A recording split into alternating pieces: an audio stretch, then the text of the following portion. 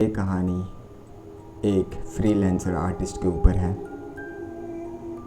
जिसका नाम राहुल था।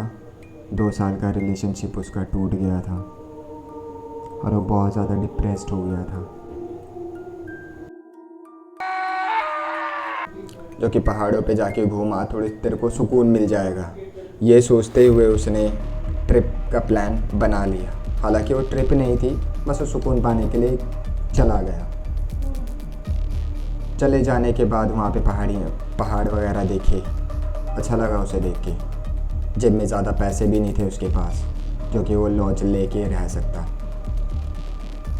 किसी से उसने पूछा यहाँ पे आसपास रूम वगैरह मिल जाएगा क्या, तो उन्होंने बताया अगर आपने लॉज लेना तो लॉज का इतना लगेगा। तो किसी ने बोला उधर दूर एक गांव है, वहाँ पे आप जाओगे तो वहाँ पे पता कर लो, शायद आपको रूम रेंट पर मिल जाए। ये सोचते हुए फिर वो गांव की तरफ बढ़ा। गांव की तरफ बढ़ते वक्त उसको सामने एक टपरी दिखी। टपरी में वो रुकता है, चाय पीता है। तो चाय वाले से वो बात करता है कि भैया आपको यहाँ पर आसपास कोई रूम वगैरह मिल जाएगा क्या, 7-8 दिन के लिए रुकना है मुझको, ऐसा बोला उसने। चाय वाले ने बोला देखिए भाई साहब, इतना तो मुझे पता नहीं है यहाँ पर, लेकिन हाँ एक कमरा खाली पड़ा हुआ है जो कि सालों से बंद है। सुनकर थोड़ा खुश हो गया। तो उसने बोला ये मकान मालिक कौन है इसका, मुझको मकान मालिक का पता बता दो तो ताकि मैं उनसे बात कर लूँ। चाय वाले ने बोला कि ये ज़्यादा दूर नहीं रहते हैं, ये 4-5 घर छोड़ के उनका घर आता है। मकान मालिक का नाम संजय है, आप घर के बाहर उनका नाम लिखा होगा तो आप जाके पता कर लो। तो राहुल ने जल्दी से चाय पी और चाय के पैसे दे के जल्दी से चला गया। मकान मालिक के घर पहुंचकर जैसे उसने दरवाज़ा खटखटाया, अंदर से दरवाज़ा खोलने की आवाज़ आई तो सामने 70 साल के बुज़ुर्ग आदमी खड़े थे जिनका नाम संजय था। राहुल ने पूछा कि अभी मैंने चाय वाले से पता किया कि आपका मकान है जो कि खाली है और मुझे रेंट पर लेना है। तो संजय ने कहा तो ठीक है बेटा। संजय ने हंसते हुए कहा बेटा वो मकान तो खाली है और थोड़ा गंदा भी होगा, तो अगर आप चाहते हो रहना तो आप एक बार देख सकते हो, मुझे कोई दिक्कत नहीं है देने में। तो राहुल ने ये सारी बातें सुन ली थी। राहुल ने कहा ठीक है, मुझको वैसे भी 7-8 दिन रहना है तो मैं एक बार देख लेता हूँ रूम।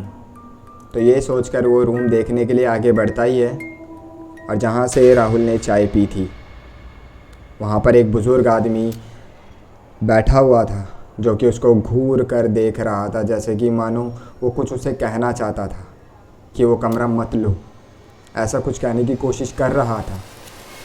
पर राहुल ने बिना ध्यान दिए कमरे की ओर बढ़ जाता है। कमरे में घुसते के साथ ही उसको आसपास की चीज़ें जैसे कि खिड़की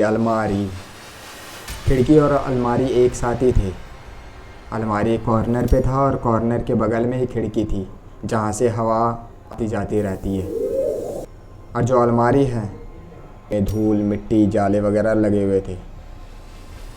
इन सबको नज़रअंदाज करते हुए राहुल घर को अच्छे से देखने लग गया। घर उसको अच्छा लगा। मकान मालिक से बात की उसने कि मुझको ये घर अच्छा लगा है। ने इतने में किराए की बात कर ली और कमरे में आने के बाद कमरा देख लिया राहुल ने, कमरा उसे अच्छा लगा। किराए के लिए बात कर ली मकान मालिक से। उसके बाद कमरे के अंदर जाता है, मकान मालिक उसको छोड़ के अपने घर चला जाता है। राहुल घर को अच्छे से ध्यान से देखने लगता है। थोड़ी बहुत साफ़ सफाई करने के बाद इतने में रात भी हो ही जाती है, क्योंकि 2-3 घंटे तो उसको लग ही गए थे रूम ढूंढने में, बात करने में, सारी चीज़ें। 9 बज जाते हैं। अब राहुल को भूख भी लग गई थी, तो भूख लगी उसको, आसपास कोई ढाबा भी नहीं दिख रहा था।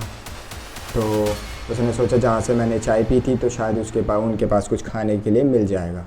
ये सोचते हुए राहुल टपरी की तरफ बढ़ जाता है। टपरी की तरफ वो बढ़ता है।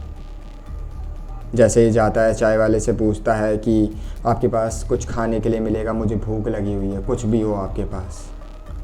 तो चाय वाला बोलता है अभी के लिए फ़िलहाल तो मेरे पास सिर्फ़ और सिर्फ मैगी होगी, अगर आप चाहे तो मैं आपके लिए मैगी बना सकता हूँ। ऐसा बोलते हुए राहुल ने बोला ठीक है, अभी तो फ़िलहाल कुछ भी मिल जाए मुझको, मैं काम चला लूँगा। फिर इतने में मैगी बन रही थी तो राहुल साइड बेंच में बैठ गया और वही बुज़ुर्ग आदमी भी वहीं पर ही बैठे हुए थे। मकान देखते वक्त उनको देखा था। फिर एकदम से बुज़ुर्ग आदमी राहुल को बोलता है कि बेटा उस घर पर मत रहो, वो घर शापित है, और जो अलमीरा है अलमीरा से दूर ही रहना। ऐसा बोलते हुए राहुल को लेकिन राहुल ने उस बातों पर ध्यान नहीं दिया, बिल्कुल भी ध्यान नहीं दिया, क्योंकि चीज़ों पे विश्वास ही नहीं था। भूत पिशाच वगैरह इन सब चीज़ों पे विश्वास तो था नहीं। तो उसने अपनी मैगी ली और कमरे की तरफ चला गया। कमरे की तरफ जाने के बाद उसने मैगी खाई और वो सो गया। तकरीबन रात के 2:30 बजे राहुल की नींद खुलती है। अचानक से नींद खुली, जैसे मानो कि उसके कान पे किसी ने धीरे से बोला हो, तुम मेरी जगह पर सो रहे हो। एकदम से राहुल की आंखें ऐसे खुलती है। आंखें खुलने के बाद राहुल इधर उधर देखता है, घबरा जाता है, और पीछे से फिर आवाज़ें भी आ रही है, कुत्तों की भौंकने की आवाज़, हवा चल रही है तेज़, ज़ोर शोर से खिड़कियाँ आपस में टकरा रही हैं। ये मंजर देख के राहुल की हालत बुरी हो जाती है। फिर राहुल बिल्कुल अच्छे से उठ जाता है। फिर राहुल थोड़ा रिलैक्स होता है और फिर दोबारा सो जाता है। पहली रात राहुल की तो अच्छी नहीं बीती।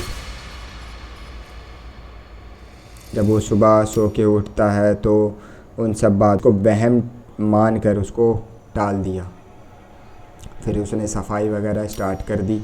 सफाई की, उसको वही अलमीरा भी दिखा, लेकिन उस अलमारी से दूरी था वो, क्योंकि वो बहुत ज़्यादा गंदा था और वो जाना नहीं चाह रहा था, और कपड़े भी थोड़े कम ही लेकर आया था। तो अलमारी का करना ही क्या है, इसने ये सोच के अलमारी से दूर ही रहा वो।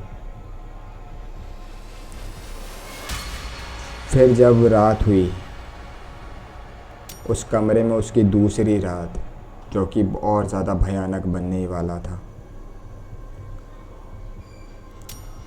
राहुल की नींद फिर खुलती है, उस आवाज़ की वजह से नहीं। इस बार मानो कि उसके पास कोई आके खड़ा हो गया। ऐसा लग रहा था जैसे कि किसी की परछाई उसकी तरफ बढ़ रही हो, ऐसा उसको लगा। बारिश भी हो रही थी, कुत्ते फिर से भौंक रहे थे, और जो हवा चल रही थी, पत्तों में से जो पानी की गिरने की बूंदों की आवाज़ आ रही थी, और ज़्यादा भयानक होता जा रहा था। राहुल बहुत ज़्यादा घबरा गया था। वो सुकून लेने के लिए आया था, लेकिन उसे सुकून नहीं मिल रहा था, वो डरा जा रहा था। फिर राहुल ने सोचा कि ये सारी जो चीज़ें हो रही है मेरे साथ, क्यों ना मैं इसे रिकॉर्ड करूँगा।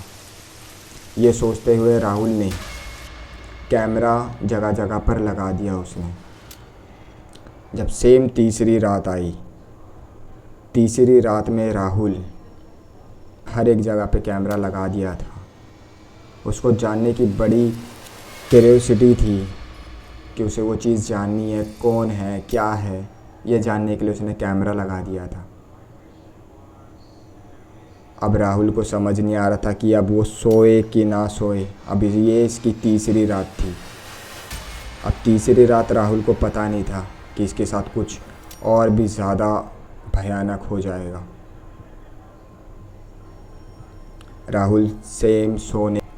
राहुल सोने की एक्टिंग कर रहा था। वही फिर से आवाज़ें आने लग गई। इस बार कौवे भी काँव काँव कर रहे थे। कुत्ते फिर से भौंक रहे थे। इस बार मानो कि जैसे कि कुत्ते भौंक रहे थे ना, वो रो रहे थे, ऐसा लग रहा था। ऐसा हो गया था।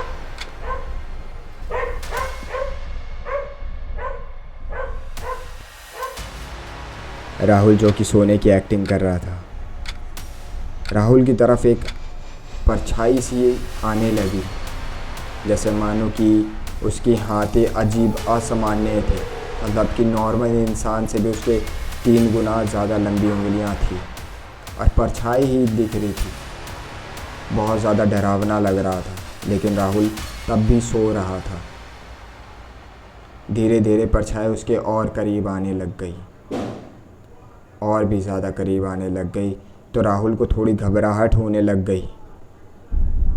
राहुल को मान के चलो कि राहुल की छाती पे ना ऐसा लग रहा था कोई बैठा है, उसको ऐसा लग रहा था। आंखें खोलता है तो देखता कोई परछाई नहीं है, कोई कुछ नहीं है, लेकिन आवाज़ सेम कंटिन्यूस आई जा रही थी। अचानक से राहुल को बाबा की बात याद आई। उन्होंने कहा था कि अलमारी से दूर रहे। तो राहुल ने सोचा कि अलमारी में ऐसा है क्या जो बाबा ने मुझे मना किया था। तो ये चीज़ जानने के लिए राहुल अलमारी की तरफ बढ़ता है। जब अलमारी खोलता है वो एक शव दिखता है, ढांचा था, और मान के चलो कि उसकी आंखें उसको घूर कर देख रही हो। राहुल घबरा गया वो चीज़ देखकर, क्योंकि वहाँ पे हड्डियाँ थी और उसकी आंखें बहुत ज़्यादा डरावनी थी। उन जो हड्डियों के ढांचे में जो आंखें थी, पूरा अंधेरा था। राहुल गए। गांव वालों को थोड़ा शक हुआ कि एक लड़का रहने के लिए आया था, 3 दिन हो गए हैं, बाहर क्यों नहीं आया वो? कहीं वो बीमार तो नहीं है, कहीं कुछ हो तो नहीं गया। ये सोचते हुए वो अंदर आते हैं, दरवाज़ा नॉर्मली देखते हैं। जो राहुल ने कैमरे लगा रखे थे वो कैमरा टूटा हुआ है, और जो अलमारी उसने खोली थी वो अलमारी अब एकदम बिल्कुल बंद है, एकदम अच्छे से चिपकी हुई थी, और वहाँ राहुल था ही नहीं। कैमरा टूटा हुआ था, उसके जो वो बैग वगैरह लेकर आया था सब कुछ वहीं पर है, लेकिन राहुल नहीं है। तो अब राहुल है कहाँ, ये बात आज तक पता नहीं लग पाई कि राहुल